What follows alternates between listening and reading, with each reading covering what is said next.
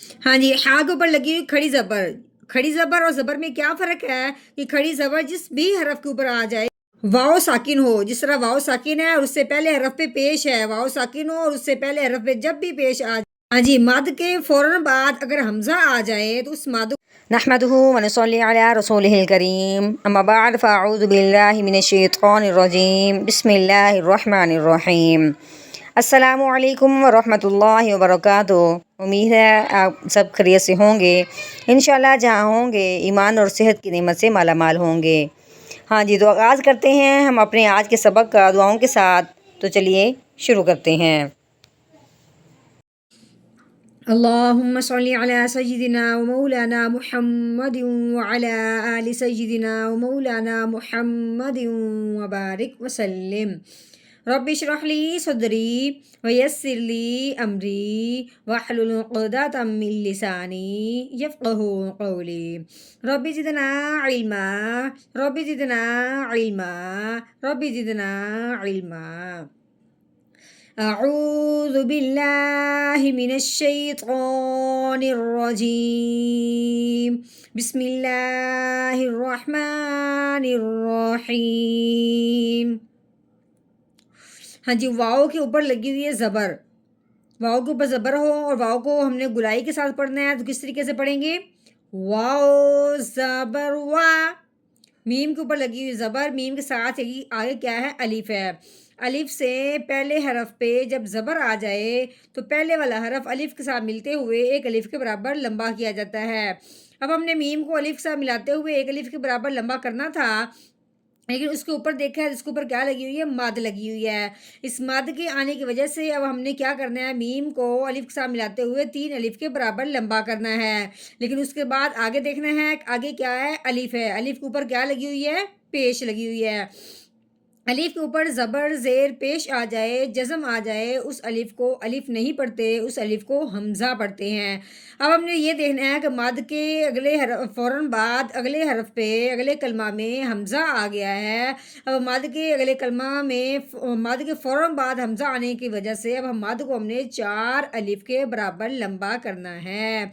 मद के फ़ौरन बाद हमज़ा आ जाए, चाहे उसी कलमा में हो चाहे अगले कलमा में हो, लेकिन मद को 4 अलिफ के बराबर ही लंबा किया जाता है। अब हमने कैसे पढ़ना है? मीम अलिफ मद ज़बर मा, वामा। हाँ जी, अब ये जो हमज़ा बनाया है, रॉ के ऊपर क्या लगी हुई? जज़म, जिसकी वजह से रॉ साकिन हो गया। अब हमने हमज़ा को रॉ के साथ मिलाना है। कैसे? हमज़ा रॉ पेश उर। कैसे? उर। सीन के नीचे लगी हुई है ज़ेर। सीन ज़ेर सी। उर सी। लाम के ऊपर पेश लगी हुई है, आगे वाव के ऊपर जज़म आने की वजह से वाव साकिन हो गया।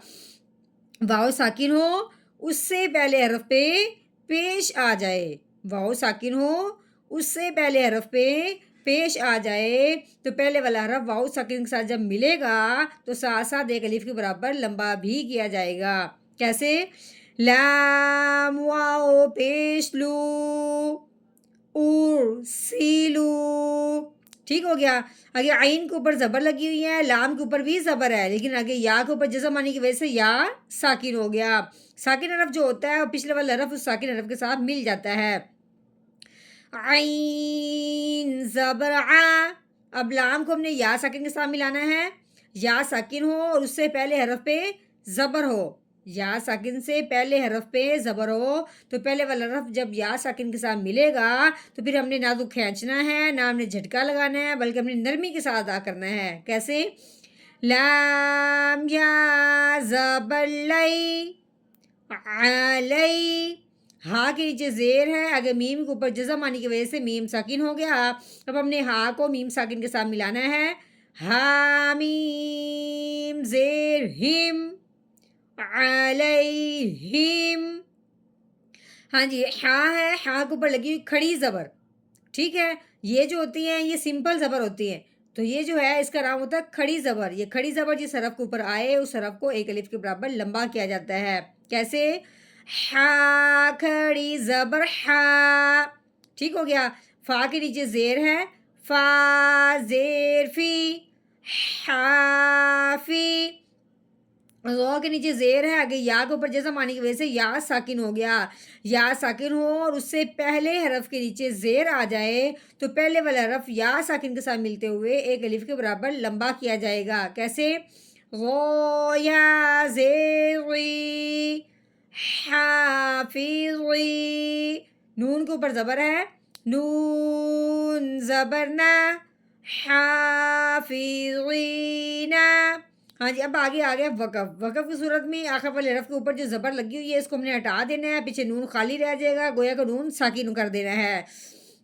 تو اب ہم نے کیا کرنا ہے؟ آگے وقف، حافظین، حافظین. ہاں جی، مکمل آیت کا جب ہم نے توڑ کیا ہے تو اب ہم نے اس کا کرنا مکمل جوڑ، یعنی کہ روانی کے ساتھ پڑھنا ہے. تو چلیے کیسے پڑھتے ہیں؟ وَمَا أُرْسِلُوا عَلَيْهِمْ حَافِظِينَ. وَمَا أُرْسِلُوا عَلَيْهِمْ حَافِظِينَ.